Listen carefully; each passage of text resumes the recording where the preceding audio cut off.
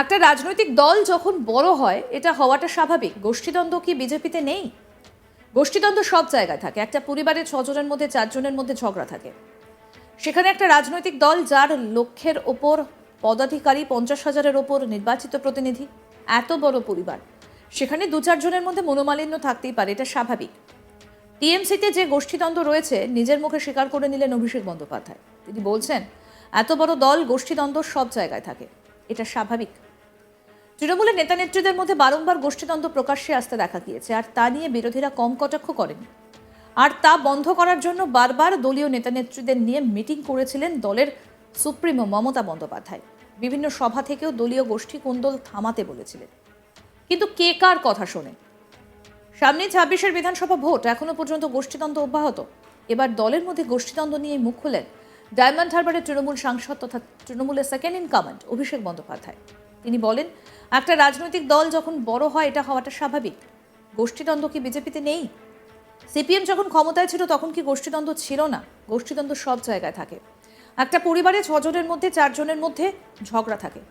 সেখানে একটা রাজনৈতিক দল যার লক্ষের ওপর পদাধিকারী, 50,000-এর ওপর নির্বাচিত প্রতিনিধি, এত বড় পরিবার, সেখানে 2-4 জনের মধ্যে মনোমালিন্য থাকতেই পারে, এটা স্বাভাবিক। আসুন শোনাই কি বললেন তৃণমূল সাংসদ অভিষেক বন্দ্যোপাধ্যায়। শুনুন। গোষ্ঠীদ্বন্দ্ব নিয়ে যে প্রশ্ন আপনারা তুলছেন, একটা রাজনৈতিক দল যখন বড় হয় তখন এই জিনিসগুলো স্বাভাবিক। গোষ্ঠীদ্বন্দ্ব কি বিজেপিতে নেই? গোষ্ঠীদ্বন্দ্ব কি সিপিএম যখন ক্ষমতায় ছিল তখন ছিল না? গোষ্ঠীদ্বন্দ্ব সব জায়গায় থাকে। একটা বাড়িতে, একটা পরিবারে যদি 6 জন থাকে, 6 জনের মধ্যে 4 জনের ঝগড়া থাকে।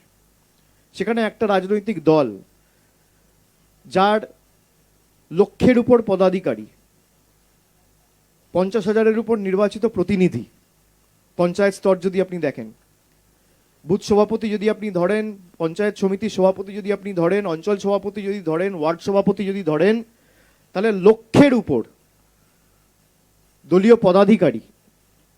তো এত বড় পরিবার, সেখানে 2-4 জনের মধ্যে মনোমালিন্য, মতভেদ থাকতেই পারে এবং এটা স্বাভাবিক। সবার মধ্যে যখন একটা এনভায়রনমেন্টে কাজ করেন, আপনারা অফিসে চাকরি করেন, কাজ করেন, আপনাদের সাথে কারোর মতভেদ থাকতে পারে না? থাকে। একটা অফিসে যদি 100 জন চাকরি করে, কতজনের সাথে কতজনের সমস্যা হয়? এটা পরিবারের নিয়ম, এটা সংসারের রীতি নীতি। কিন্তু তার মানে এই না যে আমি যা ইচ্ছা করে বেড়াবো। যদি কেউ কোনো রকমভাবে দলকে দুর্বল করতে চায়, তার বিরুদ্ধে বিগত দিনেও দলীয় শৃঙ্খলা কমিটি ব্যবস্থা নিয়েছে, আগামী দিনও ব্যতিক্রম হবে না। এবং কোনো অপরাধের সাথে যদি কেউ যুক্ত থাকে, রাজ্যের পুলিশ প্রশাসন দলমত নির্বিশেষে তার বিরুদ্ধে কঠোর থেকে কঠোরতম ব্যবস্থা নেবে। মুখ্যমন্ত্রী তার বক্তব্য রেখেছেন, স্পষ্ট করে বলেছেন যেই যুক্ত থাকুক কাউকে রেয়াত করবে না।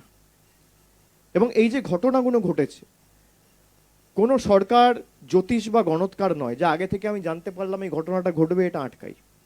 একটা ঘটনা ঘটার পর রাজ্যের জেলা প্রশাসন বা রাজ্যের পুলিশ প্রশাসন কি ব্যবস্থা নিচ্ছে তার উপরে অনেক কিছু নির্ভর করে। যে মালদার যে ঘটনা দুলাল সরকারের আপনারা বলছেন, তারপরে আজকে পুলিশ ব্যবস্থা নিয়েছে, হ্যাঁ কি না? উত্তর হচ্ছে হ্যাঁ। দোষীরা গ্রেপ্তার হয়েছে, হ্যাঁ কি না? উত্তর হচ্ছে হ্যাঁ। আপনারা আরজি কর দিয়েই বিচার করুন। যেই সঞ্জয় রায়কে 24 ঘন্টার মধ্যে কলকাতা পুলিশ গ্রেপ্তার করেছিল, সেই কেস সলভ করতে সিবিআইয়ের 5 মাস লেগেছে। 5 মাস।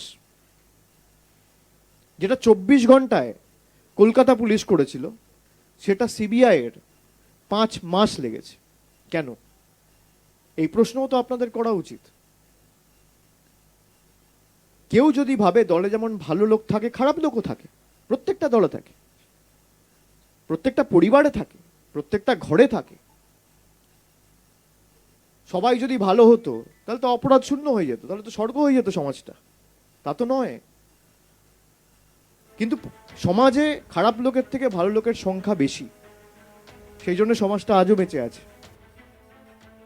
তিনি আরো বলেন, রাজ্যের স্বাস্থ্য ব্যবস্থার সঙ্গে পার্থক্য করাটা ঠিক নয়।